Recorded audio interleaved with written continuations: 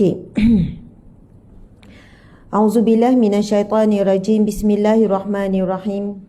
Alhamdulillahi rabbil alamin.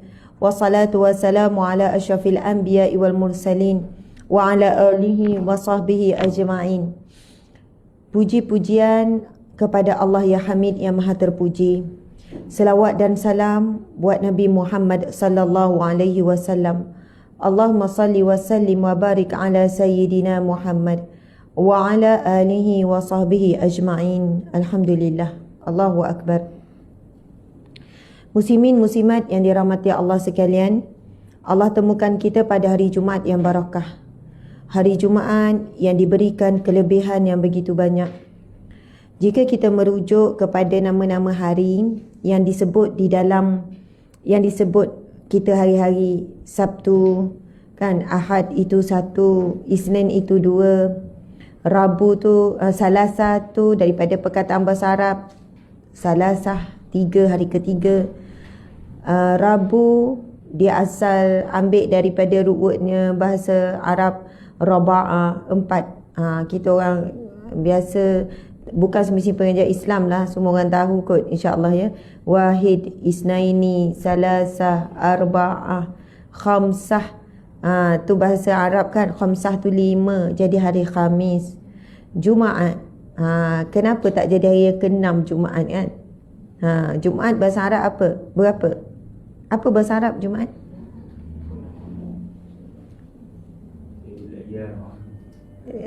Sorry, Jumaat hari apa pula? Ya, okey, hari yang ke-6, kalau nombor 6, hari bahasa Arab apa? Perkataan apa?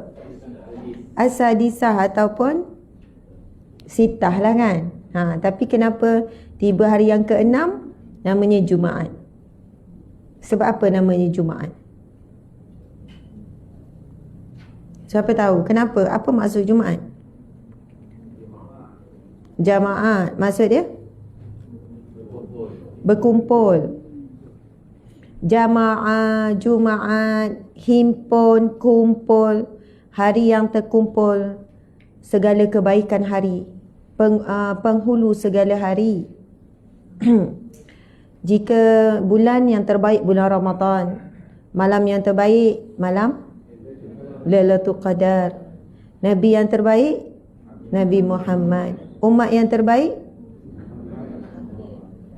kita lah. Allahu Akbar. Allah sebut dalam Al-Quran kan, kuntum khaira ummatin, kalian, kamu semua adalah sebaik-baik umat. Oh, sebaik-baik umat, khaira, umat yang terbaik. Ukhrijat linnas, yang dikeluarkan dari kalangan manusia. Ta'muruna bil ma'ruf wa tanhauna 'anil munkar wa tu'minuna billah. Kena ada 3 ciri ni nak jadi umat yang terbaik. Bukan asal umat Nabi Muhammad je kita terbaik, tak. Mesti terikat dengan syaratnya.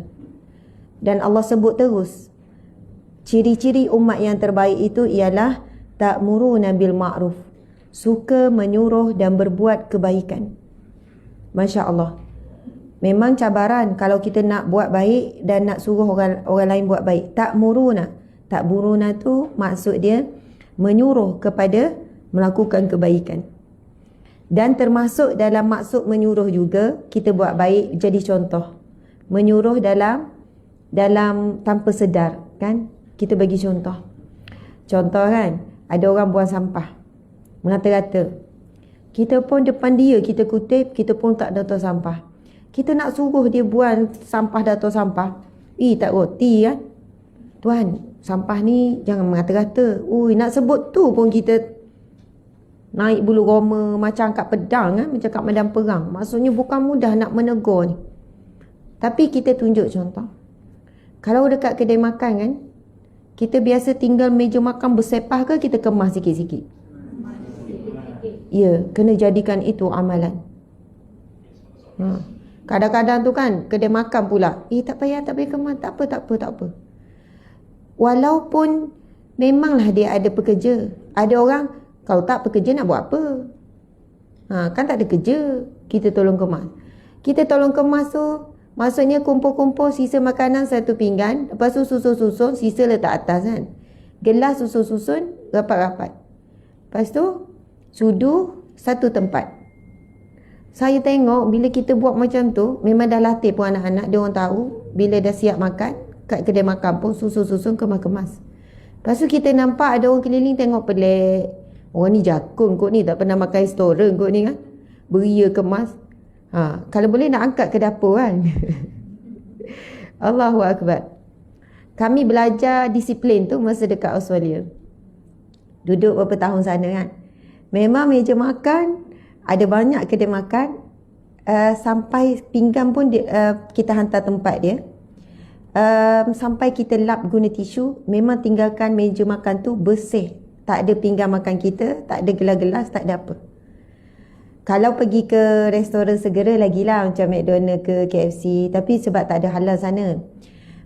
Cuma ada beberapa yang ada halal certificate tu. Tapi susahlah nak cari, tapi ada. Situ lagilah memang kosong terus. Memang dia tak ada pun pekerja untuk bersih tu. Macam tu lah. Jadi sikap dan tanggungjawab, disiplin tu, yang mana kita makan, kita bersih sikit lah. Memang kita bayar. Betul kan? Tetapi ia memberikan kebahagiaan. Dan kadang tengok orang kerja-kerja kedai makan tu, saya borak-borak sebab ayah saya ada restoran kan. Ada sampai 6 cawangan. Arwah ayah kan. Sekarang tinggal 1. Yang lain tu banyak premis bagi sewa pada orang. Penat dia orang kerja sebenarnya. Macam kita lah, ada tetamu tak berhenti pagi sampai malam. Ataupun tengah hari sampai malam. Tetamu tak berhenti. Kita layan tetamu 2-3 orang pun dah tak larat kan. Maksudnya 2-3 jam pun dah rasa penat. Jadi gaji dia orang ni tak tinggi. Maksud gaji dia orang tak tinggi. Bukan saya cerita gaji pekerja kedai ayah. Maksudnya saya kadang-kadang kedai-kedai makan kan. Dik, kuat kamu kerja tak berhenti-henti. Kadang tu mulut gatal tanya. Okey tak kerja? Okey. Jenis suka borak kan.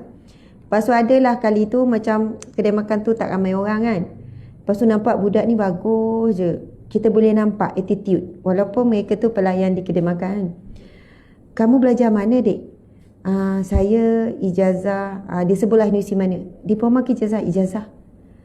Lepas tu saya terus, jomlah kerja dengan ustazah, datang temu duga. Macam tu cara ambil, bukan nak ambil pekerja orang. Bukan nak ambil pekerja orang, sungguh. Lepas tu kan, tanya macam mana? Dia kerja, tak ada cuti. Lepas tu kalau nak cuti Sabtu tu macam cuti tu lah. Lepas tu gaji rendah lah. Maksudnya dalam 1,400, 1,500 kan. Dengan ada degree dan sebagainya. Lepas tu bila saya tengok pergi ke kedai makan tu kan, kita tolong dia kemas tu, dah memudahkan sangat dah. Dia tinggal angkat. InsyaAllah kadang kebaikan yang kita buat tu, bukan Allah tunjuk waktu tu. Bukan Allah tunjuk 2 tahun akan datang. Mungkin 3 tahun. Mungkin Allah tunjuk pada anak-anak kita, Allah jadikan anak-anak yang baik, anak yang soleh-solehah. Kebaikan yang kita buat pada hari ini, pada orang kita kenal atau tidak, subhanallah, kebaikan tu bukan segera kadang Allah tunjuk hasil dia. Dan paling utama kita mengharapkan kebaikan itu dibalas di akhirat kelak.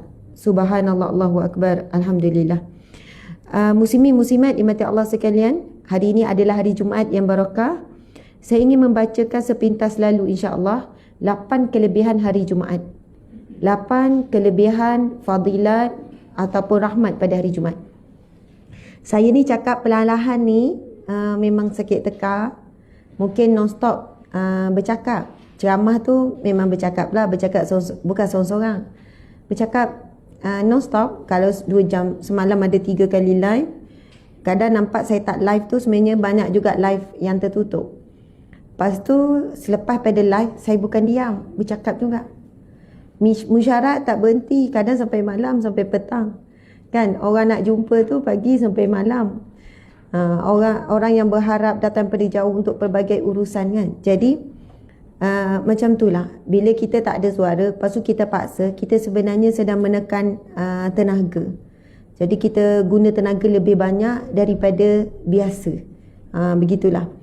Saya kan hari tu jumpa Dr. Zul kan. Dr. Zul kan cakap perlahan je kan. Kita sebenarnya merasakan bahawa macam tu kan. Suami saya ajuk kan. Saya kata apa? Saya kata Dr. Zul cakap perlahan, slow-slow, dia jimatkan patah perkataan dia. kerana tenaga Dr. Zul ni banyak digunakan untuk menulis, untuk membaca dan sebagainya. Sebab itu Dr. Zul mengajar seminggu sekali ya. Hujung minggu, Sabtu ke Ahad kuliah dia. Hari-hari biasa dia tak terima. Kita minta dengan PA dia pun, dia kata, kami tak terima Ustazah jemputan 2 bulan lagi, 3 bulan lagi. Kita hanya uruskan jemputan 1 bulan tu je. Maksudnya kalau siapa yang nak jemput, boleh tak nak jemput bulan 8? Kami tak akan terima sebab tak boleh nak janji jadual Dr. Zul. Jadi boleh tanya yang terdekat saja. Rezeki lah siapa tanya, okey Dr. Zul terima gitu. Saya kata dekat suami, saya dah habis tenaga bercakap. Cakap, lepas tu masuk pejabat, tim ni bergebut-gebut tunggu giliran nak jumpa untuk meeting, untuk buat keputusan. Allahu Akbar. Bercakap bukanlah satu perkara yang nampak santai ni kan. Tapi ia berat sebenarnya. Berat otak apa semua. Cubalah bercakap tak henti 2 jam. Jangan berhenti 2 jam non-stop. Rasa apa lepas tu? Bercakap kosong je. Tapi bercakap je. Saya bla-bla-bla sengaja mungkin dah lelah. Okey bla-bla-bla-bla-bla. Cuba. Tapi bercakap dengan perak otak, tu yang doktor, masa saya ada masalah kesihatan dan masalah tu masih lagi, maksudnya dalam perhatian doktor, kena sentiasalah check up. Dia kata sebab Ustazah banyak guna otak, tenaga paling banyak adalah otak. Otak menggunakan tenaga paling banyak. Otak. Sebab tu kadang nampak macam syekh-syekh kan, orang-orang ni kan cepat tua nampak kan, sebab dia banyak fikir, dia banyak bercakap, dia banyak menyampaikan. Terasa teacher?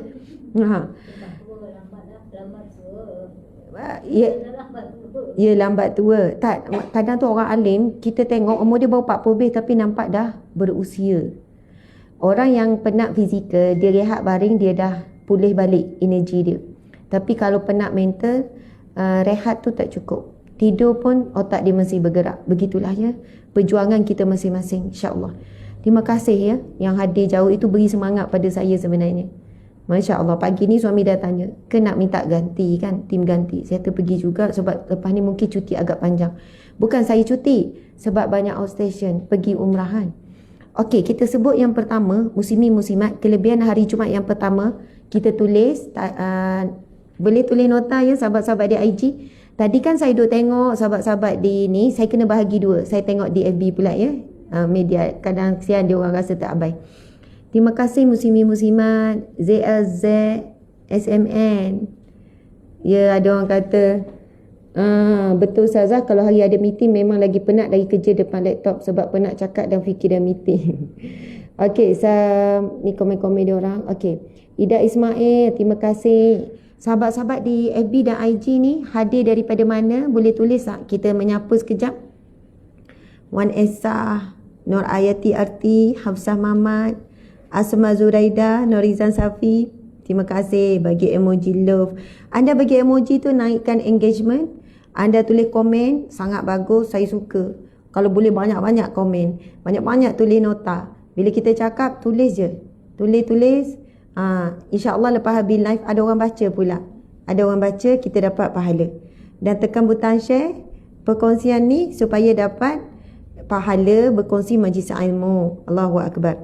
Okey, kita tengok Asma Zuraida, Norizan Safin tak bergerak ni dek.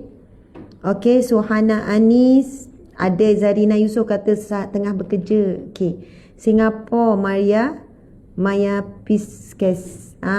Subhanallah. Didi Diana Zana Baharum Zana dari Kelang. Fatim Syamuna Rosi Nuli dari Kota Baru. Susah kau nak baca komen di IG, nama dia orang ni unik-unik. King Spider, tengok. Baik Ustazah, King Spider. Tu macam kulit spider King tapi King. Okay, Raja Susilawati, King Spider sudah share ke kakak saya. Makasih ya King Spider dah share. Putrajaya Ijah 7574. Gelang Pink 608. Kan menarik nama dia orang. Mam 5 Kidos. Kalisha Rawatan Lebah. Tengok lebah pun masuk. Okey, Aziyah Rosa daripada Putrajaya Johor. Al-Asas, amin. Ina Jalil, Maria Alana. Oh, sedap nama. Rohana Kamis dari Dengkil, Malaysia. Anamika Syida Bukhari. Alhamdulillah. Okey, kita dah nyapa sikit tu. Sahabat-sahabat, sayang awak Ustazah. Saya pun sama, ijazah ihtijab. Ustazah, saya ada soalan. Awal-awal lagi teacher kita. Spider nama tu kan, nama tu yang pelik-pelik tu boleh ke? Sedangkan nama macam Jabir. Okey, dia sebenarnya kita faham IG ni. Teacher ada IG ke? Tak ada. Okey, FB kebanyakannya orang guna nama yang betul. IG ni kita nak tulis nama kita yang betul. Bukan saya pun tulis, tapi dia kan satu dia sambung-sambung nama. Dia tak boleh nak senggang cerita Asma binti Harun. IG ni ramai orang muda. Dan banyak yang tulis nama tu produk. Maksudnya dia bukan nama yang sebenar. Lepas tu IG ni kita tahu ramai remaja. Sebab tu teacher tak ada. Tapi remaja purba ada juga dalam tu. Bila remaja ni, mereka ni masih lagi mencari identiti. Ramai tak suka dedahkan diri yang sebenar. Jadi satu lagi sebab dia orang ni nak selesa komen. Sebab IG ni lebih banyak, kalau kata FB ni ramai mak-mak. Sebab tu elang-elang produk dia orang ni habiskan belanja dekat FB lah. Sebab kuasa membeli pada mak-mak. Hiburan banyak di IG, tetapi Alhamdulillah majlis ilmu pun dah banyak. IG ni orang nak ringan-ringan. Komen di FB lebih kritikal. Kalau kena komen perbincangan viral teruk FB. Tapi IG ni orang nak macam santai-santai macam tu. Jadi bila dia orang nak komen tempat artis yang dia suka pun, dia tak nak mak dia tahu. Tu dia. Orang tak nak orang tahu. Macam-macam faktor lah. Jadi itulah perbezaan. Dan kita menyantuni orang-orang di IG sebab kita menganggap nanti anak ni akan dewasa, dia akan pindah ke FB. Lepas tu kita tak tinggalkan anak-anak kita di IG. Anak kami tak ada akaun IG. Memang tak ada. Walaupun yang tingkatan 3 dan sebagainya. Telefon pun tak ada. Sangat menakutkan. Jadi apa yang kami buat, kalau dia orang nak tengok kawan, nak berhubung, dia orang kena guna IG mak dia. Jadi bila dia orang dapat messenger daripada Ustazah Asma Harun tu, macam itulah ya. Sebab remaja ni mudah sangat terpengaruh. Memang sangat mudah. Contohlah ya, ada satu perkataan yang keji, anak saya tak tahu. Bukan IG ni, WhatsApp kawan-kawan. Kan ada ringkasan-ringkasan tapi mencarut. In English kan. Lepas tu saya kata tahu tak maksud ni. Sebab kawan dia selalu guna perkataan tu. Ya. Kan? Kawan dia selalu guna. Lepas tu saya tanya, tahu tak ni? Sebab apa dia orang ada grup kan? Dia kata tak tahu. Apa maksud dia? Kita pun terangkan maksud. Sebelum kita marah, kita kena terima dulu penjelasan anak. Rupanya bila bagi penjelasan, kita rasa dia tak tipu, memang dia tak tahu. Dia tengok ramai yang guna. Sikit-sikit keluar perkataan tu, sikit-sikit keluar perkataan tu. Saya kata ni bukan IG lagi, ni bukan TikTok, ni WhatsApp je. Itu pun dia tahu Umi Abi dia selalu chat dalam grup kelas dan sebagainya. Jadi bayangkan ya, itu sekolah rendah. Sekolah yang masih rendah, maksudnya umur berapa tu kan. Okey, muslimin muslimat, hari yang paling mulia, ia berdasarkan satu hadis riwayat Muslim. Rasulullah sallallahu alaihi wasallam bersabda, hari paling baik di mana matahari terbit pada hari itu adalah hari Jumaat. Pada hari itu Adam diciptakan. Dan pada hari itu juga Adam dimasukkan ke dalam syurga serta diturunkan dari syurga. Pada hari itu juga kiamat akan terjadi. Dan pada hari tersebut terdapat suatu waktu di mana tidaklah seorang mukmin solat menghadap Allah mengharapkan kebaikan kecuali Allah akan mengabulkan permintaannya. Tak sampai tu nak tulis tu kan. Ini hadis sahih riwayat Muslim. Dan dalam hadis yang lain, Nabi ada bersabda, dua waktu yang paling afdal di hari Jumaat, iaitu antara waktu imam berada di mimbar kan. Ada waktu yang pendek, tak siap antara azan tu sehinggalah imam naik ke mimbar. Nanti kalau jumpa, maksudnya waktu tu pendek. Dan waktu tu ramai orang dalam keadaan yang lalai. Kalau pekerja kerajaan, rehat 12 suku sampai 245. 2 jam ya? 2 jam. 12 suku, kalau kerja-kerjaan hari Jumaat rehat 12 suku hingga 2.45.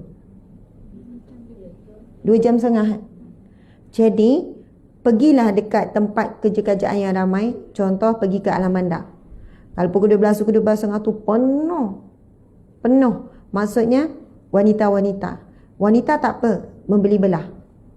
Maksudnya bukan larangan, tetapi lebih baik menghormati pada waktu tersebut. Tapi jual beli yang di antara lelaki dengan penjual lelaki itu adalah haram dan berdosa besar. Larangan berjual beli ketika waktu Jumaat. Larangan itu ke atas lelaki lah. Sebab itu kalau suami kita tak boleh, contoh kalau Allahu Akbar, saya nak ceritakan lagi, bukan nak cerita, yalah ceritalah. Bila kita hari Jumaat kan sekarang terhad untuk solat kan, terhad hari itu sebab saya ada urusan macam mesyuarat macam tu lah sekitar Putrajaya kan. Maksudnya urusan memang urusan ada ceramah masa tu sekitar Putrajaya dan mesyuarat. Lepas tu dalam pukul 12.30 macam tu kan, dekat 12.30, dekat pukul 1, Allahu Akbar, dah dekat waktu Jumaat. Pergi cari banyak masjid, maksudnya yang solat ni sekitar tu, pergi jaga ataupun rela dah jaga kan, tak dibenarkan.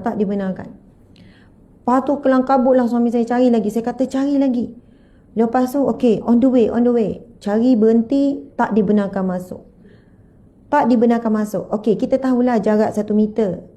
Lepas tu akhirnya saya kata nampak ada masjid besar on the way kan, masjid yang besar.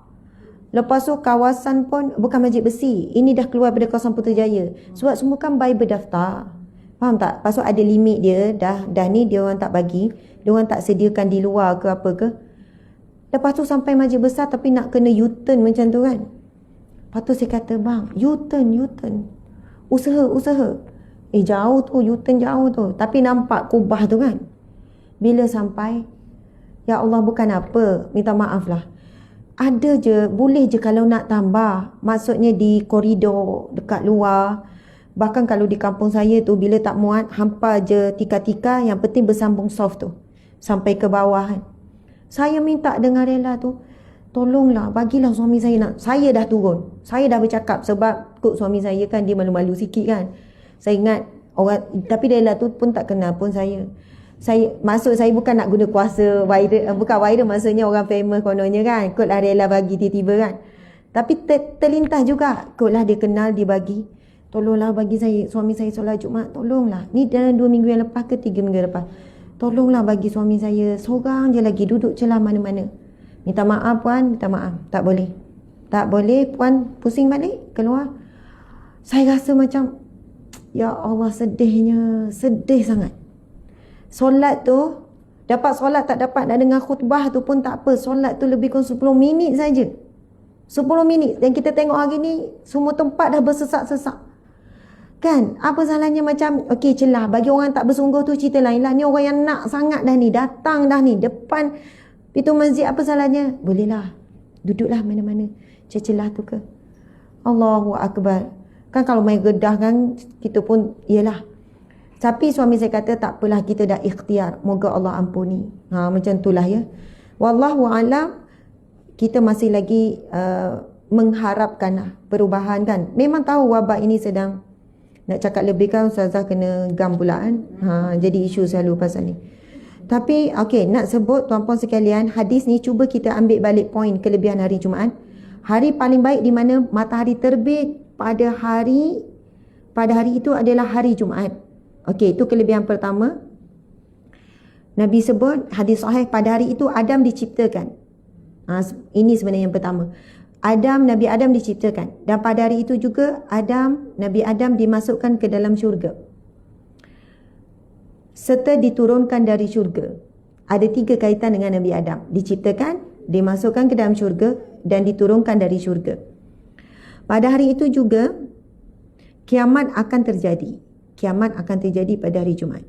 Dan pada hari tersebut terdapat suatu waktu di mana tidaklah seorang mukmin solat menghadap Allah mengharapkan kebaikan kecuali Allah akan mengabulkan permintaannya. Allahu Akbar. Maksudnya 5 waktu kan. Start daripada waktu bila? Maghrib malam tadi, Isyak, Subuh, Zuhur, Asar. Tadi tu hadis Nabi tentang waktu yang antara mustajab bila hari Jumaat. Maksud kita tahu setiap waktu tu dah Allah makbulkan doa. Dah mustajab dah. Ada lagi 2 waktu yang khusus Nabi sebut dalam hadis. Antara yang tadi tu, mimbar tadi tu.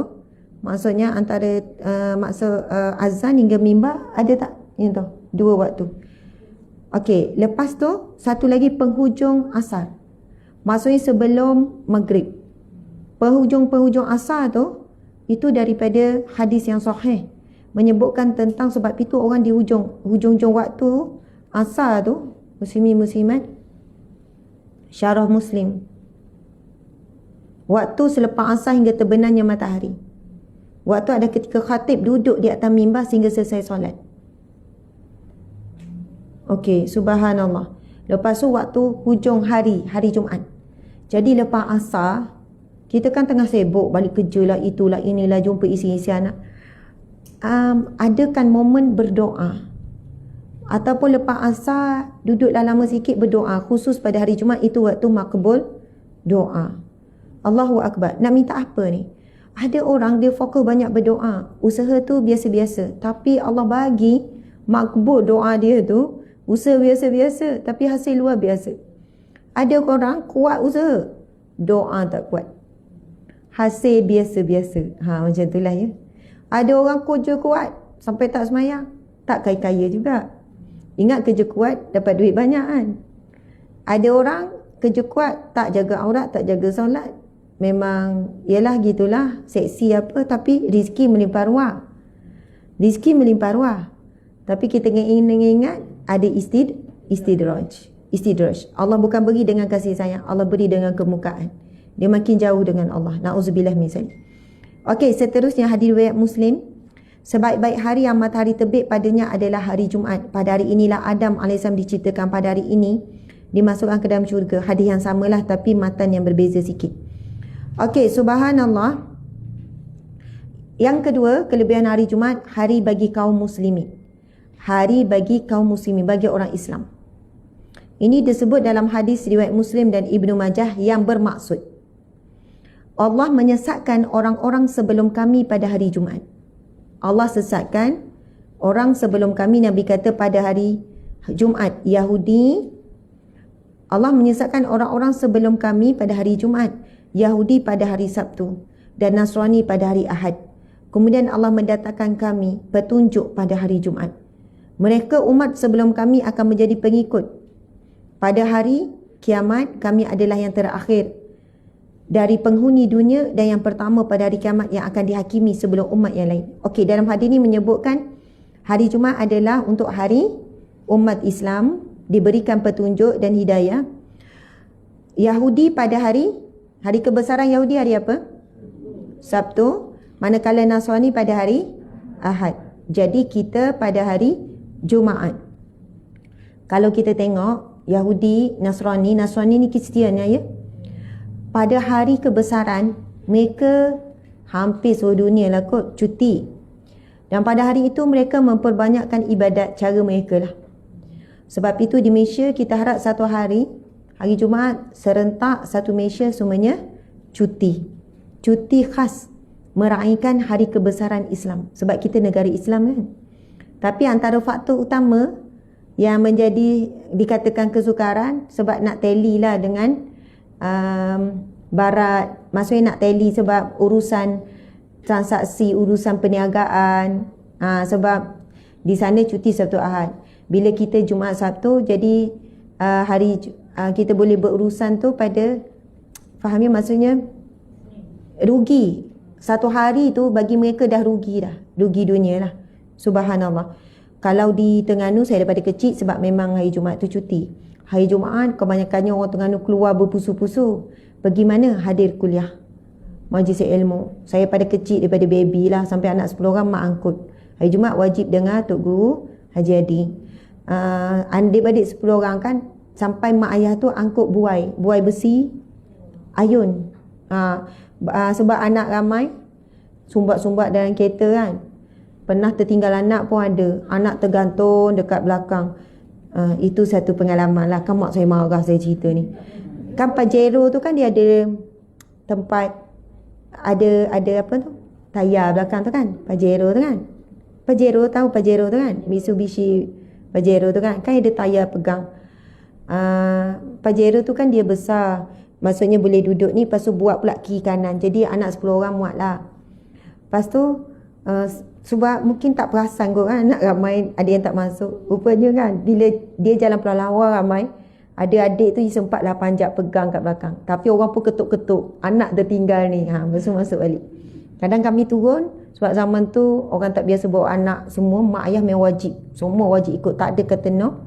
Kadang bila turun tu kan, ada orang kira 1, 2. Ui, tak habis lagi. Nak tunggu 10 orang tu kan. Tapi saya ingat ikhtiar ibu ayah tu, walaupun anak kecil-kecil, bawa heret susah payah. Anak yang nak suruh tak nak mengganggu majlis, siap bawa buai, tapi duduk jauh lah, bukan dalam masjid lah. Tu. Masa kecil, mak ayah bagi main. Bila dah besar, mak ayah suruh duduk diam, siap ambil ada buku, suruh tulis nota. Tu yang nota ayah saya banyak, sebab tu guru ni kan baca tafsir, baca sirah, baca ni kan. Itu rutin wajib baik keruk, mesti hadir. Selain pada kuliah. Tapi hari Jumaat memang meriah sangat suasana di Terengganu, Kelantan pun sama kan. Okey, jadi insya-Allah alhamdulillah hari ni pun kita meriah hari ni daripada orang jauh dan sebagainya.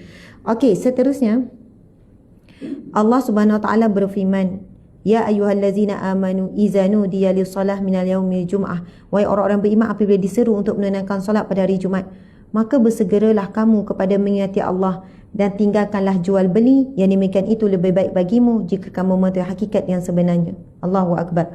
Kalau kita tengok bab jual beli ni, kita tengok pada kesimpulan Jabatan Mufti Wilayah, kami telah nyatakan dalam keputusan perundingan hukum syarak berkenaan dengan isu jual beli di perkarangan masjid ketika berlangsungnya azan pada hari Jumaat. Kami tegaskan di sini bahawa apabila azan yang kedua, maka tidak dibenarkan lagi jual beli kerana ia bercanggah dengan nas yang sahih, haramlah. Kami nasihatkan kepada penjual dan pembeli elakkan makan minum atau berjual beli di perkarangan masjid ketika azan yang kedua. Azan pertama tu kan tanda apa? Waktu masuk Zuhur kan? Betul tak Ustaz? Azan kedua? Itu sebagai tanda nak mula khutbah dah. Betul kan? Haram pada waktu tersebut. Sebab itu kita pun kalau pergi membeli, kalau ada lelaki yang bertugas, janganlah buat urusan jual beli. Kita sedang buat urusan dengan orang yang haram buat urusan jual beli. Contoh, kalau saya sendirilah pergi tempat, pergi juga kadang dulu kan, kadang sekarang pun, waktu Jumaat tu, lepas tu nampak cashier lelaki, saya cancel jual beli tu. Itu cara saya, cara saya tak nak bersubahat. Dia tak pergi solat Jumaat. Hari ni orang senang buat alasan tanpa usaha pun pergi masjid, tanpa daftar pun. Dia beranggapan, orang anggap dia tak muat masjid. Tanpa usaha, sebab itu wajib usaha. Wajib daftar tak dapat, wajib pergi dulu, usaha dulu. Dah selesai usaha, memang tak dapat, maka barulah dia insya-Allah terlepas daripada dosa melalaikan kewajipan tak solat Jumaat. Tapi hari ini kita dapati ramai lelaki tak ada usaha langsung. Lepas nak makan mana, nak minum mana, pergi shopping kompleks, pergi sana, pergi sini. Dia jawab apa? Bila kita tanya, alah pergi pun bukan muat. Nampak tak? Allahu Akbar. Mana tahu? Mana kamu tahu tak muat? Bahkan ada masjid-masjid yang bukan kita kata degil, tapi nampak selagi ada orang datang, masuk-masuk, tak apa, masuk-masuk sekejap je pun. Lagipun tutup, tak buka pun. Kalau kedai makan lagilah buka kan. Buka ramai. Dekat masjid tak buka tak apa, sebab rukun sujud ada 7 kan. 7 rukun sujud. Apa dia? Dahi 1, 2 tapak tangan, 2 lutut dan 2 kaki. Ada orang masa kaki tu dia terangkat terjungkit-jungkit. Tak boleh, itu rukun, wajib. 2 kaki. Ada yang tanya, Ustazah, tangan boleh ke kalau perempuan berlapik? Boleh tak berlapik tangan? Masa sujud, tangan berlapik dengan kain telekung boleh tak? Ni, kan ada perempuan bila nak sujud tu dia macam ni Dia libas-libas, dia tak nak terlapik tu kan. Sah, tak ada masalah. Lutut pun berlapik. Kan orang selat lutut. Lutut berlapik. Tangan tak ada masalah berlapik. Satu tak boleh berlapik. Dahi. Hidung bukan rukun. Bukan rukun sujud. Masuk rukun tu bukan anggota wajib.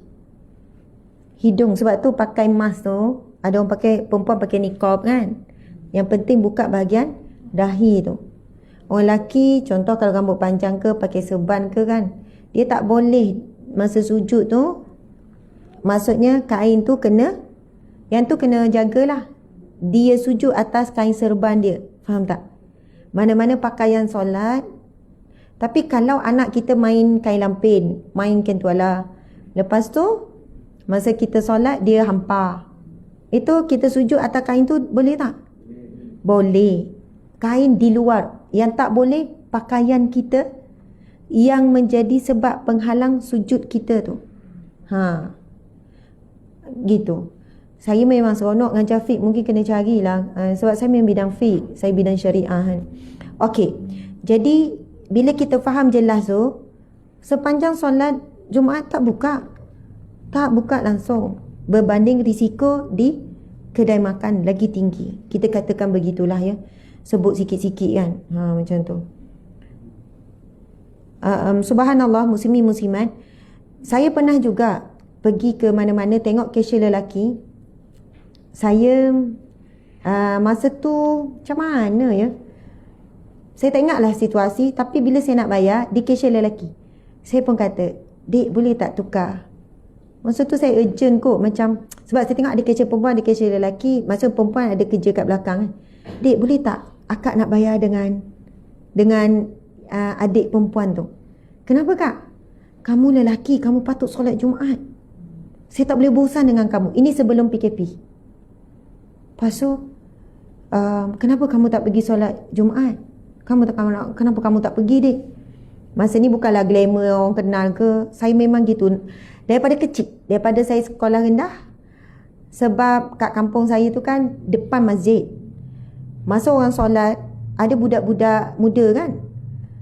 Budak-budak muda dia tak pergi semayang, tapi pakai baju Melayu apa semua. Mungkin dia nak berhelah dengan mak ayah.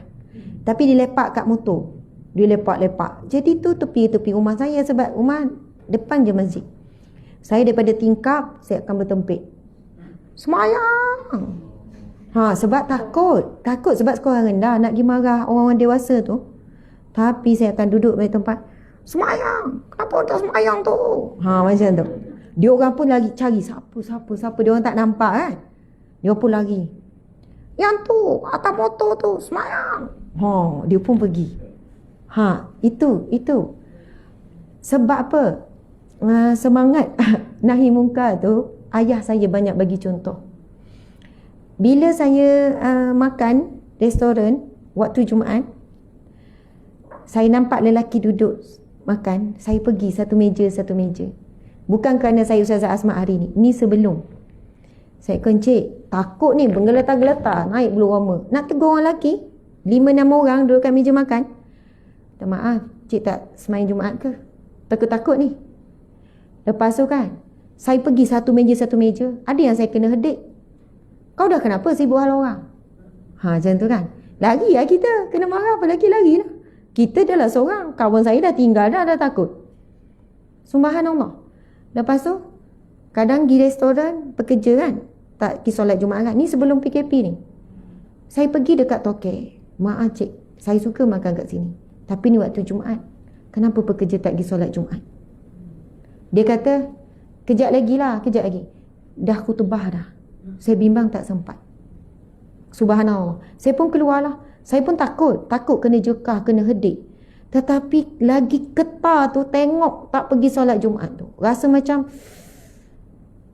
dekat Shopee Complex, dekat food court tu saya pergi tegur.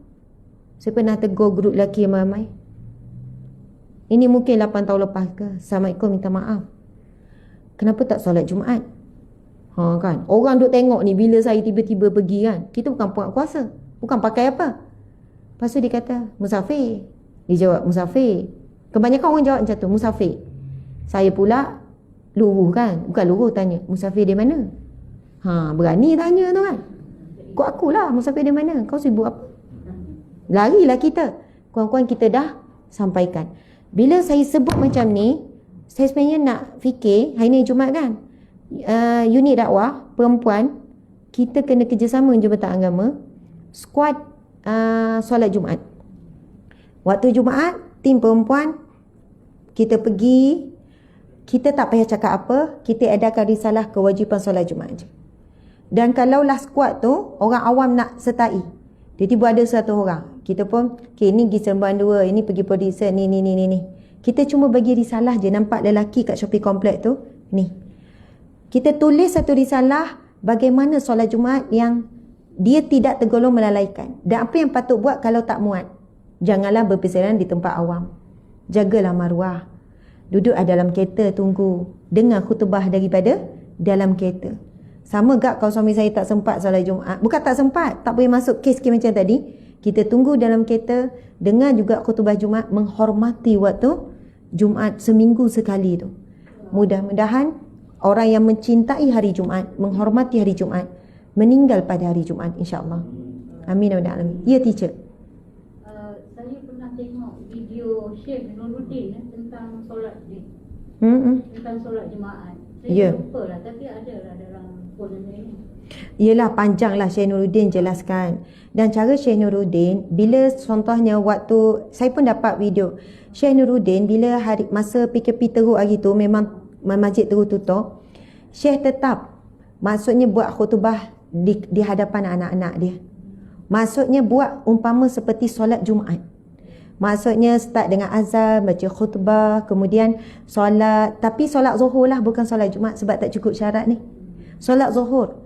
Tetapi kenapa Syekh usaha buat begitu? Untuk mendidik anak-anak dan ahli keluarganya. Bila waktu Jumaat, hormat.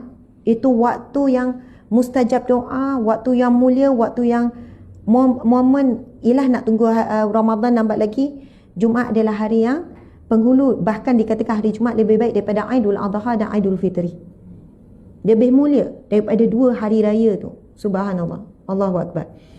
Okey, penghulu segala hari, Jumaat dinamakan Sayyidul Ayyam. Lepas tu hari kebesaran, iaitu hari mingguan, hari penghimpunan bagi solat Jumaat. Ini daripada hadis Nabi, tapi sebab tak ada ni, saya nak sebut. Hari mustajab doa. Betul lah ni. Pada hari itu, hadis riwayat Tirmizi, terdapat satu masa di mana seorang hamba mukmin apabila meminta berdoa kepada Allah suatu kebaikan, atau ia meminta Allah melindunginya daripada sesuatu kejahatan, melainkan Allah pasti melindunginya daripada kejahatan. Iaitu waktu imam duduk atas mimbar sehingga selesai solat Jumaat pada akhir waktu asar. Allahu Akbar. Hari dihapuskan dosa. Solat 5 waktu sehari semalam dan Jumaat hingga ke Jumaat merupakan penembus dosa, selama tidak dikerjakan dosa-dosa yang besar. Okey, hadis riwayat Bukhari seterusnya, tidaklah seorang mandi pada hari Jumaat dan bersuci semampunya. Sebab tu kita ada sunat mandi hari Jumaat kan. Berminyak dengan minyak, atau memakaikan minyak wangi dari rumahnya, kemudian keluar menuju masjid, dan dia tidak memisahkan dua orang yang sedang duduk berdampingan. Kemudian dia hendak mendirikan solat yang sesuai dengan tuntutannya, lalu dia mendengarkan dengan baik ketika imam berkhutbah, melainkan akan diampuni dosa yang terjadi antara Jumaat tersebut dan Jumaat berikutnya. Allahu Akbar. Maksudnya ini kelebihan besar. Mandi elok-elok, pakai wangi-wangi, bersih-bersih, pergi hadir sebelum azan yang kedua tu. Sekurang-kurangnya sebelum azan yang kedua. Dia dah duduk dan dia memberi perhatian kepada khatib. Kan? Kemudian apa yang dia dapat? Diampunkan dosanya yang ke depan. Bukan yang terdahulu, bukan yang lama. Jumaat tersebut dan Jumaat berikutnya. Allahu Akbar. Bayangkan besarnya pahala. Dan jika perkara ini, Allahu Akbar, Allah buka hijab, memang penuh lah, orang berebut-rebut lah. Tapi ini rahsia Allah. Kita tak nampak bab pahala ni, alam ghaib. Bila alam ghaib, orang beriman, orang yang kuat iman, dia yakin dan percaya. Okey, hari Jumaat, hari utama sedekah. Ini disebut, Ibnu Qayyim berkata, ini kata-kata Ibnu Qayyim ya, sedekah pada hari Jumaat lebih utama dengan sedekah pada 6 hari lainnya, seumpama sedekah pada bulan Ramadan dibanding bulan-bulan lainnya. Sebab itu ramai di kalangan kita yang ambil peluang untuk bersedekah bulan pula hari Jumaat. Keutamaan dia tu umpama seperti sedekah bulan Ramadan berbanding bulan-bulan lain. Allahu Akbar. Hadis daripada Ka'ab menjelaskan sedekah pada hari itu lebih mulia dibanding hari lain-lainnya. Hari itu yang dimasukkan adalah hari Jumaat. Masya Allah. Aus bin Aus berkata, Rasulullah SAW bersabda yang bermaksud, sesiapa yang mandi pada hari Jumaat kemudian bersegera berangkat menuju masjid dan menempati saf hadapan, kemudian dia diam, maksudnya diam, tak bercakap, tak borak, tak main phone, maka setiap langkah yang dia ayunkan mendapat pahala puasa dan solat selama 1 tahun, dan itu adalah hal yang mudah bagi Allah untuk kurniakan kepadanya. Hadis riwayat Ahmad dan Ashabus Sunan didakwa sahih oleh Ibnu Huzaimah. Besar tak pahalanya? Mandi-mandi, wangi-wangi, dapat saf hadapan, tapi kalau mari awal dah tak dapat saf hadapan, dapat saf ketiga, keempat, itu di antara hadapan dah tu. Maksudnya kita sampai awal. Kalau rehat, kita rehat, Ustazah saya nak pergi awal sikit 12.45, pergilah. Nak pergi awal sikit 12.30, kan nanti kalau tak dekat luar, pergilah. Subhanallah. Kemudian dia diam, maksud bagi perhatian daripada khatib, maka setiap langkah yang diayunkan mendapat pahala puasa dan solat selama 1 tahun. Selama 1 tahun, siapa mampu puasa setahun terus, mampu solat malam, Allahu Akbar, selama 1 tahun penuh, dan itu ada hal yang mudah bagi Allah untuk kurniakan kepada siapa.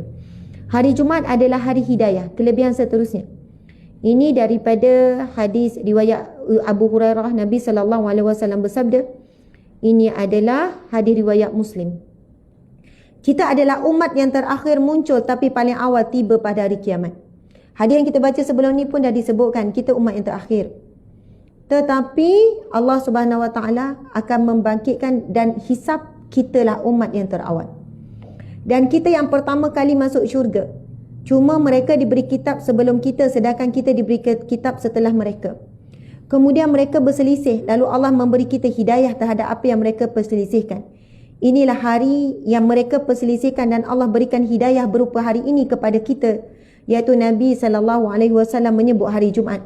Maka hari Jumaat ini adalah untuk umat Islam, hari Sabtu untuk umat Yahudi, dan hari Ahad untuk umat Nasrani. Allahu Akbar. Kelebihan umat Nabi Muhammad pertama yang akan dihisap, walaupun ia umat last, dan dia adalah umat yang pertama akan masuk syurga. Pintu syurga tak akan dibuka melainkan umat Nabi Muhammad dulu. Subhanallah, Allahu Akbar. Lagi banyak lagi kelebihan. Meninggal pada hari Jumaat sebagai tanda husnul khatimah, bukan jaminan tapi tanda. Hari terselamat daripada seksa kubur. Hadis riwayat Tirmizi, tidak seorang muslim yang mati pada Jumaat atau malam Jumaat melainkan diselamatkan Allah daripada fitnah kubur. Dengan syarat dia orang mukmin lah. Kalau orang kafir, dia tetap kenalah. Orang munafik, orang fasik yang mati dalam keadaan maksiat, tetaplah akan dikenakan. Maksudnya bukannya semudahnya dia orang baik, orang soleh meninggal pula, insya-Allah dapat jaminan pelepasan daripada azab kubur. Hari berlakunya kiamat, hari yang dijadikan ialah hari kiamat, hari yang disaksikan ialah hari Arafah, dan hari yang menyaksikan ialah hari Jumaat. Matahari tidak terbit dan tidak terbenam pada mana-mana hari yang lebih mulia. Dan hari Jumaat juga adalah hari dapat melihat Allah di syurga. Dalam surah Al-Jumu'ah, ada surah Al-Jumu'ah kan, maksudnya ada surah khas ni hari Jumaat, surah Al-Jumu'ah ayat yang ke-35. Dan di sisi kami ada lagi tambahan limpah kurnia yang tidak terlintas di hati mereka, iaitu apa dia? Dan kami memiliki pertambahannya. Beliau mengatakan Allah Subhanahu Wa Taala menampakkan diri kepada mereka pada setiap hari Jumaat. Wallahu a'lam. Subhanallah, Allahu Akbar. Alhamdulillah, muslimin muslimat, mukadimah panjang ya, sampai habis dah masa. Sepatut habis pukul 8.30 kan. Tapi hari Jumaat dan kita meraihkan sahabat-sahabat kita jauh, boleh ya kita dalam 15 minit lagi insya-Allah. Okey, semalam kita dah pergi kepada syarat yang kedua, iaitu yakin. Yakin. Bila ucap kalimah syahadah kena yakin.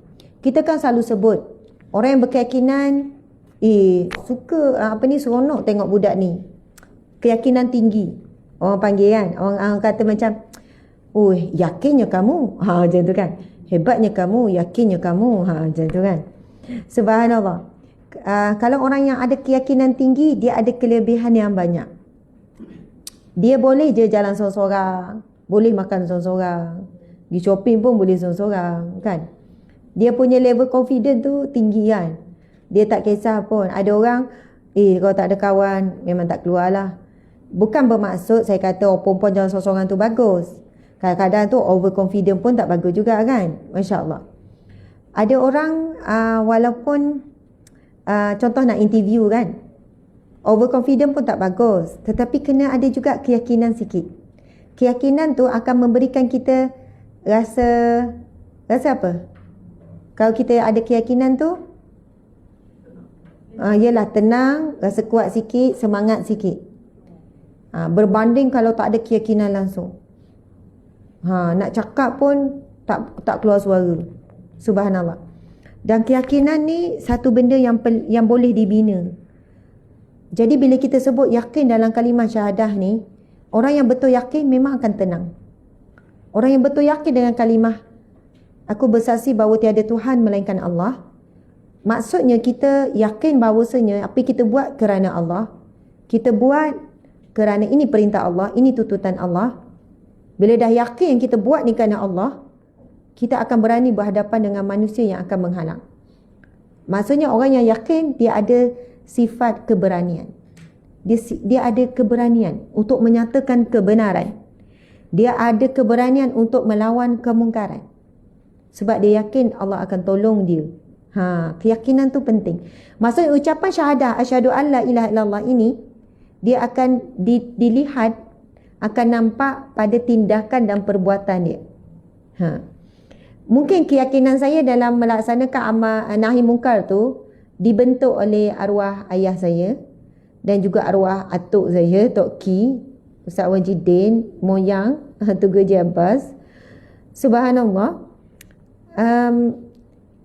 Masa saya sekolah menengah, naik bas selalu balik kampung. Sebab saya sekolah Ma'had, Kelantan. Naik bas balik Terengganu. Naik bas ni kita akan selalu jumpa orang yang buat maksiat atas bas. Pasangan kekasih peluk-peluk, cium-cium. Itu bayangkan 30 tahun lepas tak, macam tua sangat saya. 20 tahun yang lepas lah, 25 tahun masa sekolah menengah. Memang naik bas sendiri. Tingkatan 1 daripada jauh naik bas seorang-seorang. Kan 4 jam perjalanan daripada Kelantan ke Terengganu. Memang mak ayah memang ajar berdikari macam tu. Seorang-seorang balik kampung 4 jam, tingkatan 1 kan. Dan kebetulan saya tingkatan 1 umur saya baru 12, darjah 6. Macam tu lah. Adik-adik memang akan hantar jauh belajar. Satu kali tu kan, saya duduk ni, depan saya selisih tu, asyik duduk peluk, duduk cium kan. Lelaki pakai gelang, lepas tu rambut warna. Masya Allah. Saya ni tak boleh tidur. Padahal saya suka tidur. Naik kereta je memang tidur lah. Tapi duduk menggeletar tengok orang dia buat maksiat ni kan. Tak boleh nak bersangka baik ni, kata tu suami isteri. Perempuan free hair apa kan. Okay, tunggu je. Okay, bila sampai je dekat Kelantan, nak sampai sekolah, ambil beg cepat-cepat. Lepas tu berhenti kat tempat dia. Terberhenti. Lepas tu dia pun tengok, kau nak apa? Macam tu kan. Sebab kita budak sekolah, pakai baju sekolah kot. Tapi nampak ni, berdua ni. Sebab orang lain tak nampak, saya nampak. Sebab bas tu macam tu lah. Kita kan nak cari tempat duduk seorang, jadi belakang sikit. Jadi kita nampak. Lepas tu saya kata, kenapa cium-cium? Macam tu lah kan. Kenapa buat maksiat? Macam tu lah. Dia pun, kau dah kenapa? Macam, Pak Pom pun ni sibuk sangat macam tu lah kan. Sebab saya nampak dia cium pipi semua. Kita dah geli zaman tu kan. Mana biasa tengok. Lepas tu dia nak kejar, nak marah saya. Saya lagi-lagi laju. Memang laju lah. Lepas cakap tu, gini dia kata. Lepas tu saya buat ayat ni. Kalau laki bini, dok lagu ni. Macam tu. Kecek Kelantan lah. Kalau laki bini, tak care lagu ni. Maksudnya saya nak bagi tahu, ni bukan laki bini. Laki bini tak ada nak cium-cium, peluk-peluk atas bah ni. Biasa gewe. Maksudnya gewe ni orang bercinta. Subhanallah, Allahu Akbar. Kalau tak ada keyakinan Allah akan bantu, saya takkan mampu. Nak cakap tu, nak ngalih air mata, ketakutan, menggigil. Tapi masa tu dalam hati ni, sebelum 2 jam, 3 jam duk tengok tu, ya Allah tolong aku, ya Allah tolong, nak tegur, ya Allah tolong. Boleh jadi kita ni jadi kaku, tapi masa tu yakin Allah akan tolong. Antaranya kalau arwah saya sebut, kalau kita buat kerja nahi mungkar ni, memang kita akan rasa takut apa semua berbanding buat amal makruf, sebab semua orang suka kalau buat baik akan dipuji. Tetapi kena yakin Allah akan tundukkan orang yang kita tegur tu sampai lidah dia kelu. Faham tak? Dia nak marah tapi lidah kelu. Dia nak pukul kita tapi dia macam dikakukan oleh Allah. Saya bayangkan macam tu lah. Kalau tegur, Allah akan kakukan dia. Allah akan kelukan lidah dia. Jadi, tegur je, jangan fikir. Tegur je sebab Allah bersama. Malaikat ada bersama. Walaupun tak ada manusia bersama, tetapi cukuplah Allah bersama.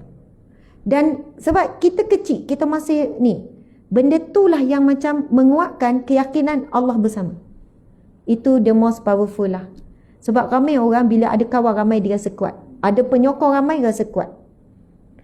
Subhanallah, ketika itu bimbang, Allah akan uji kita, kita akan kehilangan semua. Allah pun kita tak jumpa. Na'udzubillah min zalik. Allahu Akbar.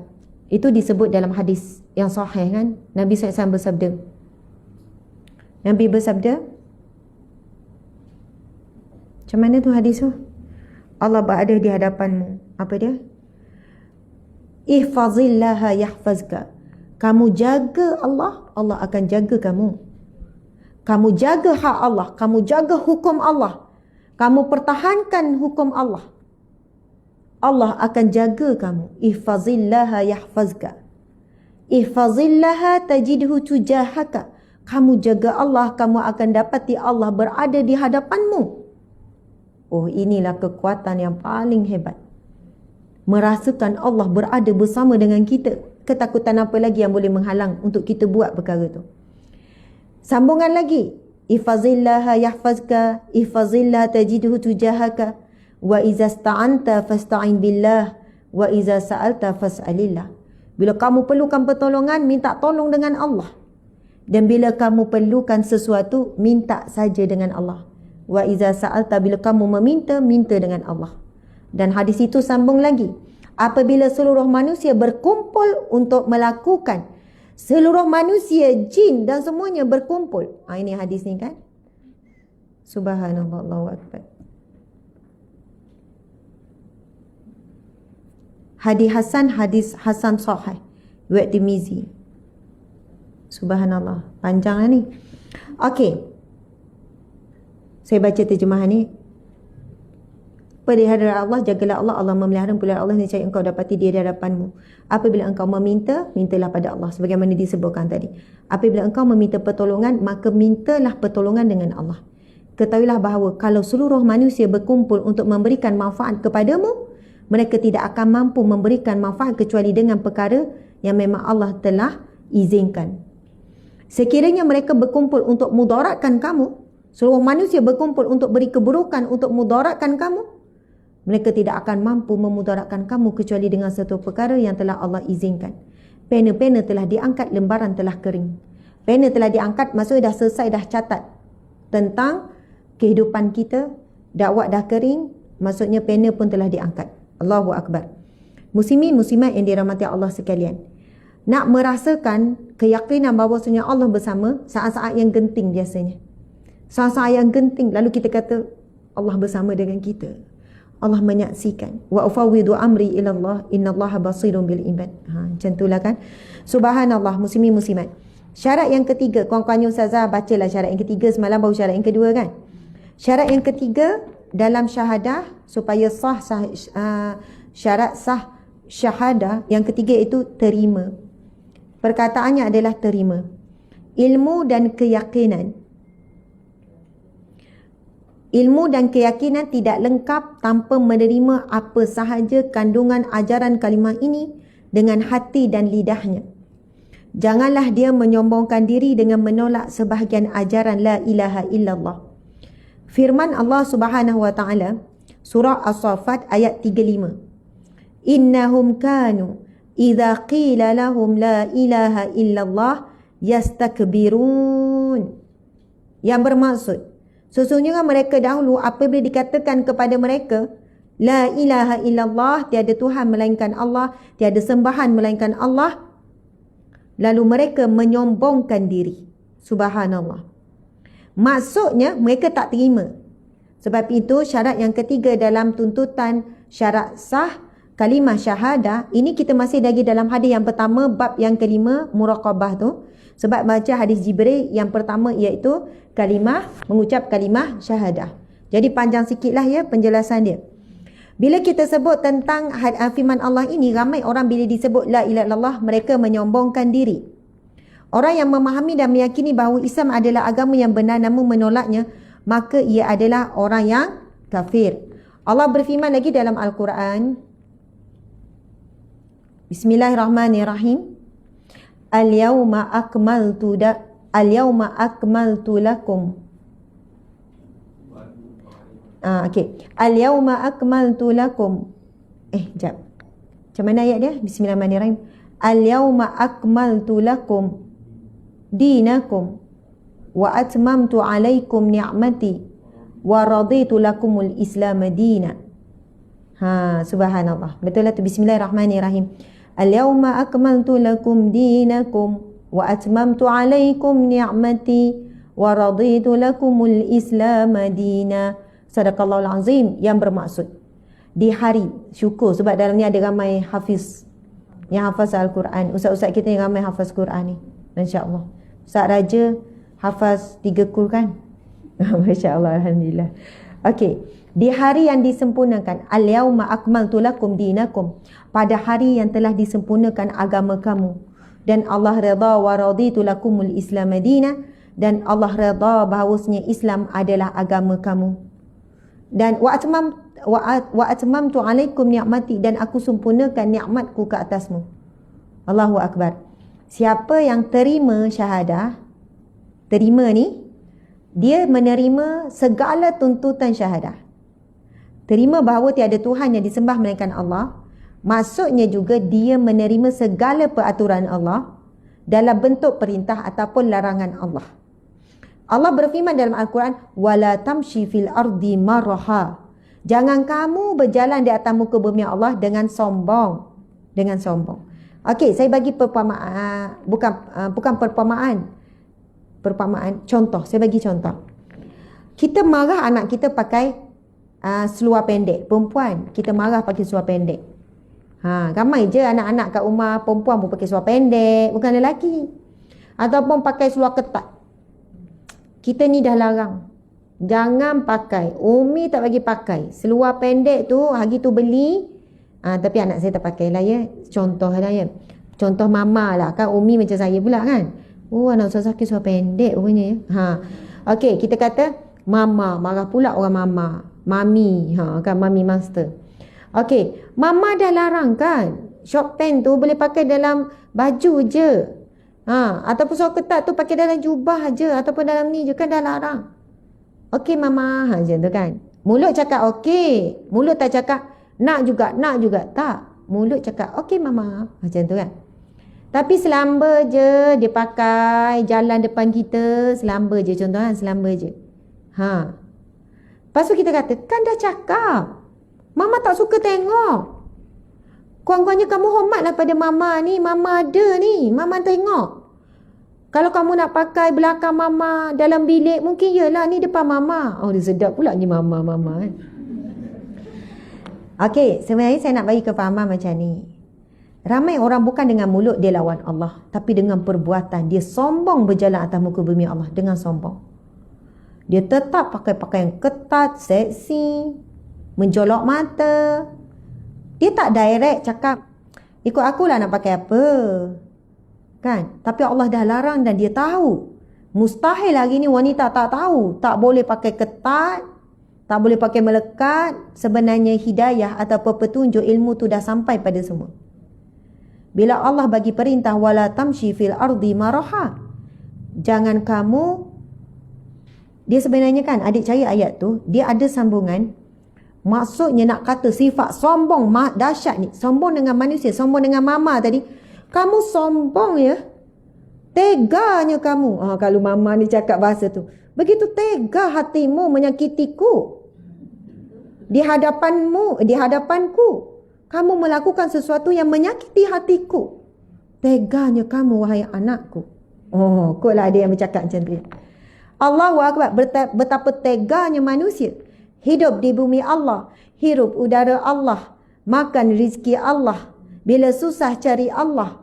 Tetapi masih tega berjalan di muka bumi Allah dengan sombong. Maksud dengan sombong apa? Ya Allah, dengan melakukan kemungkaran secara terbuka. Masya Allah. Ada orang buat maksiat tertutup kan? Kurang-kurangnya bukan kata bagus, tapi buat maksiat tertutup. Tapi hari ni manusia buat maksiat terbuka. Share pula di media sosial. Allahu Akbar. Saya tengok ada satu iklan, minta maaf ni penutup lah ya. InsyaAllah penutup. Ada iklan artis kita lah. Jual perfume kan, jual perfume. Jual minyak wangi. Alhamdulillah laku. Nak sebut Alhamdulillah pun sebut salah kan? Yelah. Masya Allah ke Astaghfirullah laku kan? Okey. Alhamdulillah lah kan? Segala puji bagi Allah. Laku. Tapi dengan cara yang haram. Macam mana cara yang haram? Saya tengok iklan tu kan. Cuba kamu cari hadis Nabi tentang wanita bau wangi ni, pakai minyak wangi ni. Ancaman ni bagi wanita berwangian. Sebab cara dibuat iklan tu, mungkin ada orang akan tahulah ni kan. Ustazah tuju pada siapa. Dan memang nak suruh sila terasa pun. Sila terasa, sila sentap. Dan kalau pun macam mana ya, akhir zaman kemaksiatan, kemungkaran dah terlalu obvious sangat, terlalu berluasa sangat. Jadi gerakan nahi mungkar pun kena kuat jugalah kan. Subhanallah. Okey. Ini hadis nilai sebagai hadis hasan. Nabi SAW bersabda, ayyuma imra'atin tarat famarrat ala qaumin liyajidu min rihiha fahiya zaniyah. Mana-mana perempuan yang mengenakan wangian dan berjalan melewati satu kaum dan didapati bau daripadanya, maka perempuan itu adalah penzina. Zaniyah, penzina. Seolah melakukan dosa zina. Seterusnya Imam Al-Munawi rahimahullah berkata, dan perempuan jika mengenakan wangian lalu melewati satu majlis yang ada padanya terdapat lelaki, maka ia mampu menaikkan syahwat lelaki dan mendorong untuk memandang ke arahnya, maka setiap yang memandang ke arahnya, maka matanya telah melakukan zina. Perempuan itu mendapat dosa kerana telah memancing pandangan ke arahnya dan menjadikan hati lelaki tidak tenang, makanya ia adalah sebab berlakunya zina mata, ia termasuk penzina. Allahu Akbar. Kita tengok pada kesimpulan ni Jabatan Mufti Wilayah ya.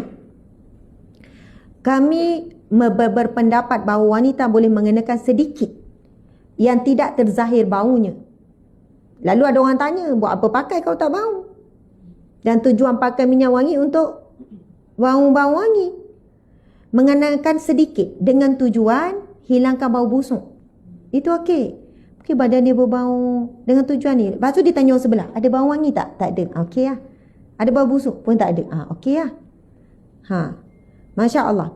Begitu juga dibolehkan bagi pemakaian bedak ketiak kan, pakai bedak. Kan ada bedak bau wangi. Bedak tu kan dia bukan kuat sampai maksudnya deodoran, sabun dan sebagainya. Elakkan dari menggunakan wangi yang kuat baunya sehingga boleh menarik perhatian lelaki ajnabi, menyebabkan fitnah.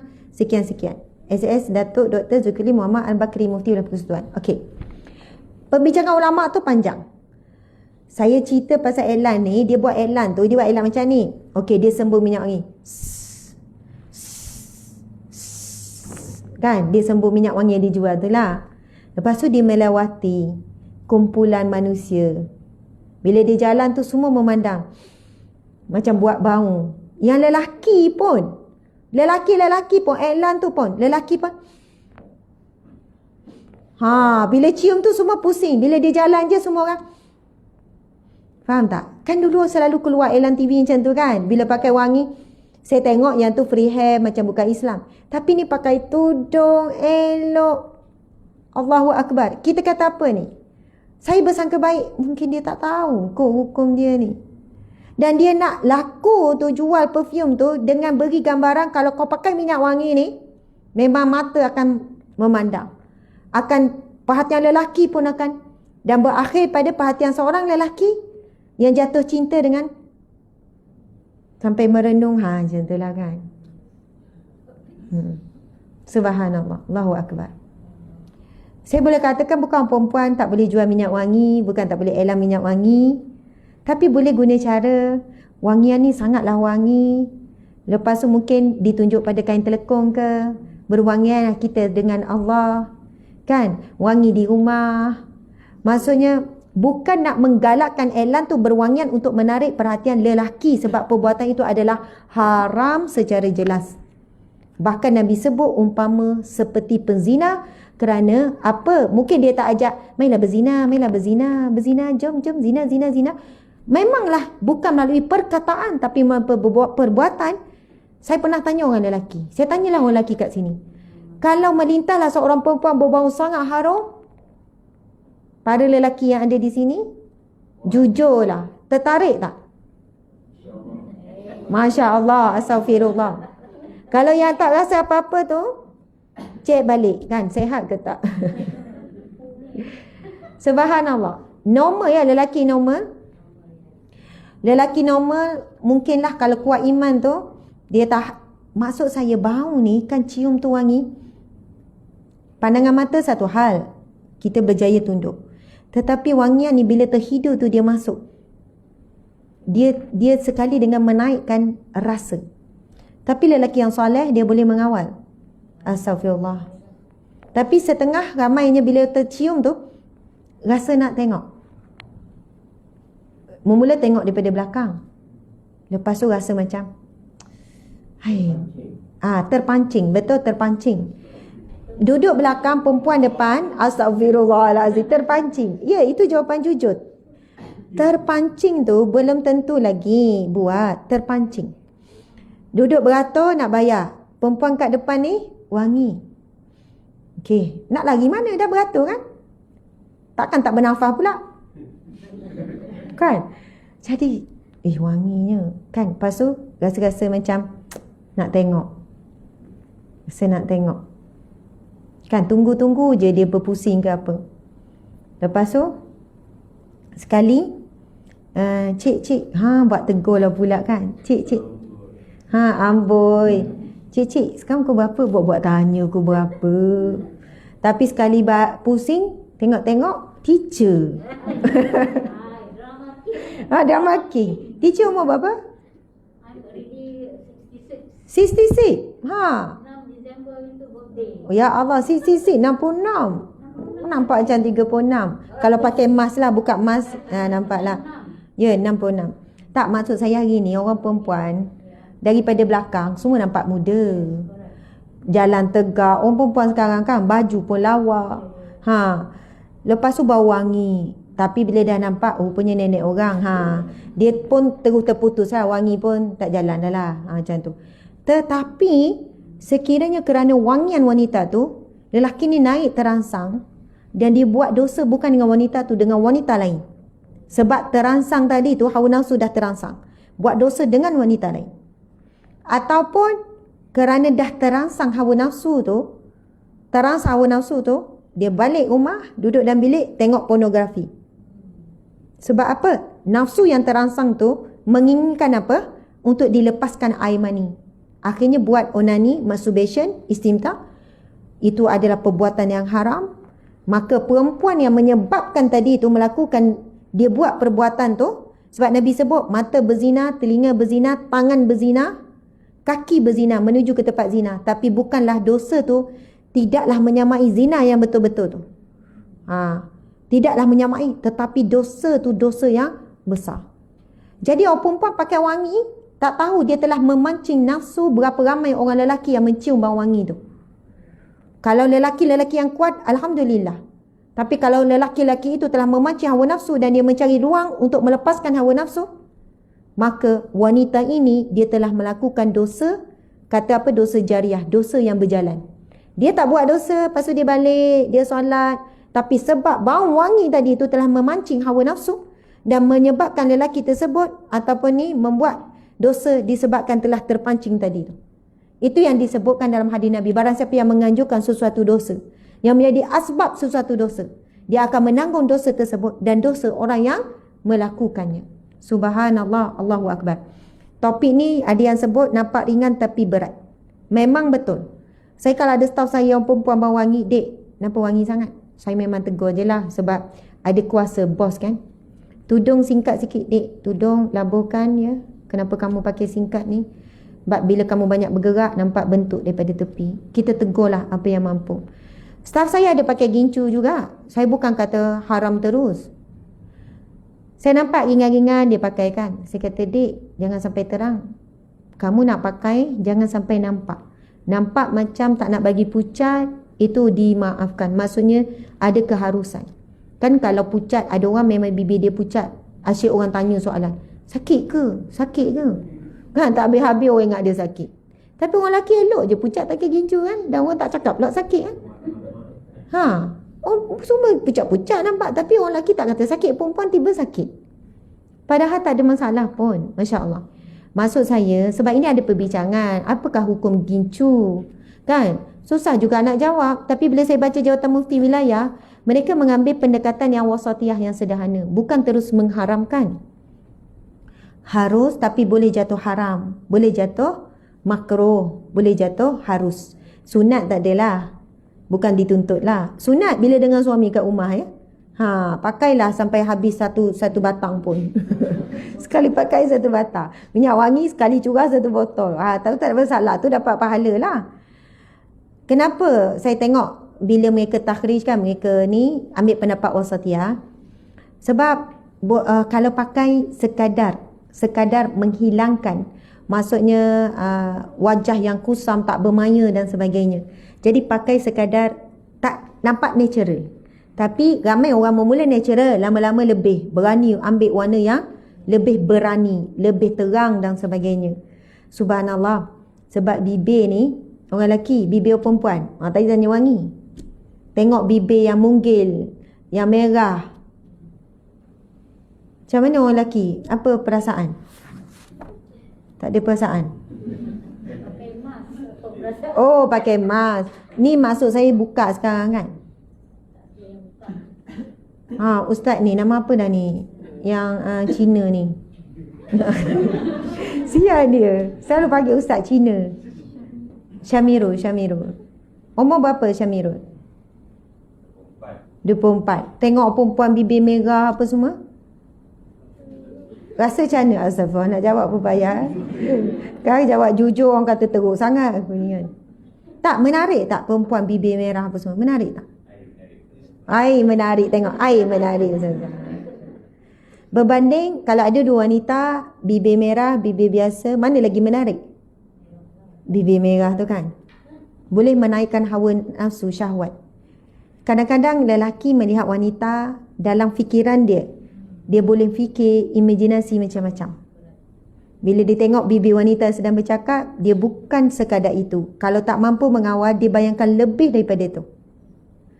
Dan dia boleh menelanjangkan wanita dalam fikiran dia saja dengan melihat luaran. Na'udzubillah min zalik. Maksudnya risiko perempuan yang dah pakai ketat dengan yang bertutup, risiko lebih tinggi yang pakai ketat lah, sebab dah nampak. Tak payah nak bayang lebih-lebih, dah nampak dah bentuk. Sebab itu subhanallah berusaha tu.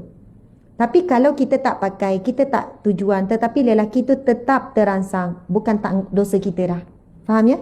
Bukan dosa kita dah. Itu dosa dia dah. Tapi kalau asbab kita lah. Kalau hari ni bukan ni mata kan. Gitu-gitu kan kali. Pakai niqab tapi mata sangat cantik.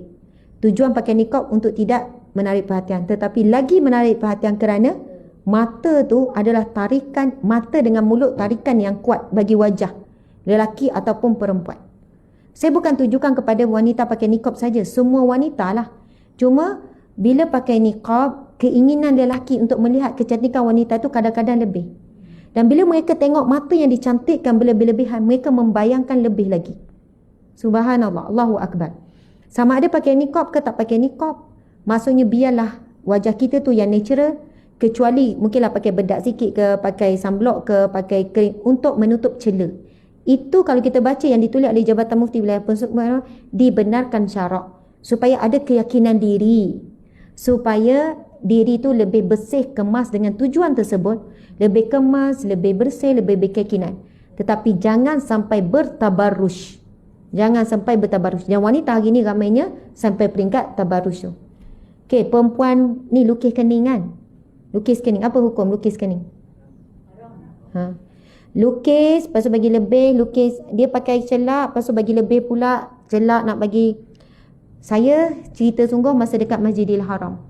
Petugas Masjidil Haram, ingat tak Syirah? Petugas Masjidil Haram, subhanallah, wanita-wanita tu, dia datang kepada setiap orang yang duduk-duduk. Lepas tu kebetulan saya duduk bersama dengan hamba Allah ni. Lepas tu dia terus cakap, dia orang muda.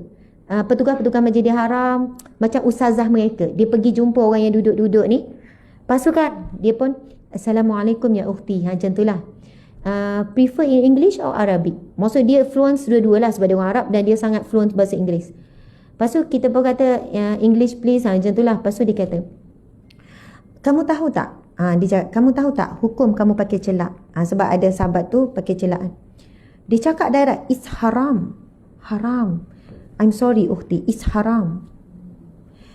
Kamu boleh pakai ni, boleh pakai semua ni at home. Depan suami kamu. Kamu boleh pakai. Kamu diberi pahala. Lepas tu dia tanya, kamu tujuan pakai untuk apa? Why you pakai ni? Kenapa? Why? Nak jawab apa? Keyakinan diri? Untuk apa? Lepas tu dia tanya pula soalan. Kamu nak tunjuk pada siapa sebenarnya? Allah yang melihat kamu. Kamu nak tunjuk pada siapa? Patut bila kita jawab jujur kan, kalau perempuan jawab jujur kan, tak adalah untuk diri saya. Kat rumah pakai tak? Tak pakai. Kata untuk diri, pakailah kat rumah. Maksudnya Allah paling tahu niat kita pakai untuk cantikkan biar nampak mata tu luas, mata tu cantik, menarik. Biasanya adalah untuk ditunjukkan. Biasanya untuk ditunjukkan. Untuk dilihat cantik. Siapa yang melihat? Manusialah. Adakah akan tutup bila lelaki? Bila perempuan saja buka? Tak. Adakah pergi ke tempat yang tidak terdedah kepada lelaki? Terdedah. Maka itu untuk dilihat. Untuk siapa melihat? Dia cakap tu kan direct, tak ada tapi I'm sorry. Dia cakap, dia minta maaf, lepas tu dia cakap lagi. Dia minta maaf, dia cakap lagi. Lepas tu dia tengok saya. Dia tenung, awak tak pakai. Dia tengok. Okay, you okay. You, bukan saya nak puji diri saya. You good. You tak pakai. And dia puji, dia pandai puji. Dia sebenarnya nak raikan kita. Dan dia sebut apa? You are beautiful and you are beautiful too. Dan every moment is beautiful. Dan apa yang Allah buat, masa yang dia cakap, Allah ciptakan kita dah cantik. It's perfect, it's enough. Tak payah tambah-tambah. Itulah kecantikan yang sebenar. Dia sebut begitulah. Cuma ada orang, dia pakai ni, sebab dia kata, Ustazah, saya kemo, dah hilang habis, dah kening. Bila saya tak lukis, jadi orang akan tengok macam saya alien. Bayangkan kita tak ada kening, memang macam alien. So, boleh tak saya lukis? Itu dalam keadaan yang dibolehkan. Kerana ada keperluan. Kau tak orang tengok, nak terangkan payah. Saya kemo, takkan nak? Faham tak? Ini kesan kemo, ni kesan kemo. Jadi, dia bukan tujuan mencantikkan. Tetapi kerana dia dah sakit. Dia dah diuji macam tu. Dia kata, saya tu je Ustazah. Bukan apa. Ada seorang makcik umur dah 70-60. Ustazah, saya memang dah tak ada kening langsung. Kenapa? Masa muda, masa jahil dulu memang saya cukur, saya lukis kening. Sampai ketika kening dah tak tumbuh. Bulu tak tumbuh. Jadi kalau saya tak pakai, memang saya tak lukis ni. Saya lukis sekarang. Bukanlah sebab tu saya mohon taubat dengan Allah. Tapi kalau pakai niqab macam perempuan tu kan, tutup teruskan. Ya Allah, sangat hebat wanita-wanita seperti ni. Masya Allah, benar-benar menjaga diri. Jadi terus tutup. Ya, tapi dia tak nak pakai niqab, itu boleh tak? Saya kata segadannya supaya tak nampak pelik je. Bukan untuk mencantik. Allah tahu niat kita. Allah tahu kita dah bertaubat dengan dosa. Jadi tuan-puan sekalian, nak cakap haram totally pun kita masih mengambil pendapat wasatiyah. Maksudnya kalau ada orang pakai celak, tak nampak macam celak, silakan. Dia pakai celak tapi tak nampak macam celak. Sebab apa pakai? Untuk kesihatan. Kalau benar untuk kesihatan, dia akan pakai kat rumah pun pakai lagi lebih. Masalah kat rumah tak pakai. Jadi apa tujuan sebenar, Allah paling tahu niat hati tu. Jadi bila kita pakai celak, ada orang dikata saya memang dah biasa Ustazah, bila saya tak pakai orang ingat saya sakit. Saya kata pakai yang perlahan sampai macam tak perasan pakai celak. Gitulah. Kita mesti kena ambil pendekatan yang sederhana juga, tak boleh terlalu keras. Bukannya semudahnya kita nak itu haram, ini haram dan sebagainya. Tapi saya cerita, kalau yang penjaga-penjaga Masjidil Haram tu, wanita-wanita Ustazah tu, memang cakap direct. Supaya apa? Ada orang kata Ustazah, ini kena direct je. Kalau tak direct, orang ambil yang paling ringan tu. Saya Asmat kata boleh, asalkan tak nampak. Masalah dia pakai sampai nampak. Tapi dia sedapkan hati. Tak nampak kan? Tak nampak. Padahal nampak. Kawan dia tu nak jaga hati. Tak nampak. Gincu pun macam natural. Ada dijual di Mekah celak Mekah tu. Ya? Botol tak boleh juga. Tak ada botol. Yelah tahu. Itu yang orang kata itu yang berubatkan mata jadi terang apa. Boleh pakai. Di rumah. Nak tidur. Boleh pakai. Tapi bila keluar Ustazah pakai sikit. Pakai macam tak pakai. Macam mana tu? Macam Jawatan Mufti Wilayah cakap tadi. Pakai gincu tetapi tidak wangi tu boleh pakai tapi tidak tercium baunya. Padahal pakai wangi. Ini apa ni Dik? Okey. Secara umum hukum asal bagi pakaian dan perhiasan adalah harus. Ini Jawatan Mufti Wilayah ya. Kami berpandangan tidak mengapa bagi seorang wanita untuk memakai alat solat. Yang lain semasa berada di luar rumah termasuk. Ini umum. Sebut alat solat termasuk lipstick ya. Dengan syarat tidak berlebihan dan sekadar memakai sekadarnya tidak bertabaruj. Serta tidak bertabaruj. Okey. Faham ya? Itu secara umum. Tak terlalu berlebihan. Pakai tu sangatlah perlahan, sangatlah sikit. Sekadarnya saja. Nak nampak muka fresh macam itulah ya. Jadi saya pun mengambil pendekatan untuk mengambil pandangan yang sederhana. Walaupun ada pandangan yang memang strict. Memang tak benarkan langsung. Macam itulah. Bahkan pakai bedak pun tak boleh. Setengah pandangan. Okey. Lelaki metrosexual. Metrosexual maksudnya dia lelaki dan dia juga Dia pakai blusher. haram lah. Lelaki memang haram terus lah. Pakai blusher, pakai ni. Memang lelaki tak boleh. Yang macam perempuan. Tahu. Cleanser semua dia pakai. Ya. Cleanser tu tak ada masalah. Moisturizer nak lembapkan kulit pun tak ada masalah. Dia orang. Lelaki nak jaga muka hari ni bagus, jaga kulit, tak ada masalah. Cuma solek-solek tu lah, pakai blusher, pakai ni tu memang sebab berhias ada untuk wanita. Okey, subhanallah, terima kasih. Mohon maaf terlebih sangat masa ni. Mudah-mudahan Allah berkati dan ada ilmu lah yang kita dapat pada hari ni. Terima kasih juga sahabat di FB dan di IG 4,000 lebih. Campur 2 masih lagi kekal sampai akhir. Mudah-mudahan dapat manfaat. Saya ni kan dah hypo dah ni nak cakap lebih pun. Ya, tak apa. Sebab dah lambat sangat. Kursus umrah esok percuma. Kita dah pasang khemah. Esok percuma. Sila datang. Ada minum ke? Ada minum? Sarapan ada? Masya Allah. Sarapan percuma, minum percuma. Ustaz ada tak esok? Memang terpaksa ada. Tak baik cakap terpaksa kan. Sebab bukan saya ni dah sebab dah selalu hadir kursus umrah. Masuk terpaksa tu memang saya adakan slot. Memang ada slot saya lah. Jadi saya memang akan ada esok. Jadi jauh dekat sila datang, ada kursus umrah, percuma pagi besok di sini. InsyaAllah tak payah bayar apa-apa. Walaupun tak pergi umrah dengan orang lain ataupun tak ada plan lagi pergi umrah, datang je tak ada masalah. Bukannya orang yang umrah dengan kami saja, tak. Jadi siapa-siapa pun boleh jemput datang untuk ilmu ni. Esok ada minum, ada mungkin bertirihat, makan kuih. Makan tengah hari tak ada kot. Makan tengah hari tak ada. Itu dah banyak. Okey, subhanallah. Jadi jangan lupa dapatkan planner dengan namamu Aku Bangkit. Nanti boleh tengok ya. Saya ya, subhanallah, Allahu akbar. Okey, insya-Allah. Terima kasih. Ustazah tak cerita banyak sebab dah cerita sebelum ni. Kita tangguhkan dengan tasbih kafarah dan surah Wal-Asr. Bismillahirrahmanirrahim. Subhanakallahumma wa bihamdika asyhadu an la ilaha illa anta astaghfiruka wa atubu ilaik. Bismillahirrahmanirrahim. Wal-'asr innal insana lafi khusr illa allazina amanu wa 'amilus shalihat wa tawasaw bil haqqi wa tawasaw bis sabr. Shadaqallahul azim. Amin ya rabbal alamin. Assalamualaikum warahmatullahi wabarakatuh. Okey, subhanallah, alhamdulillah.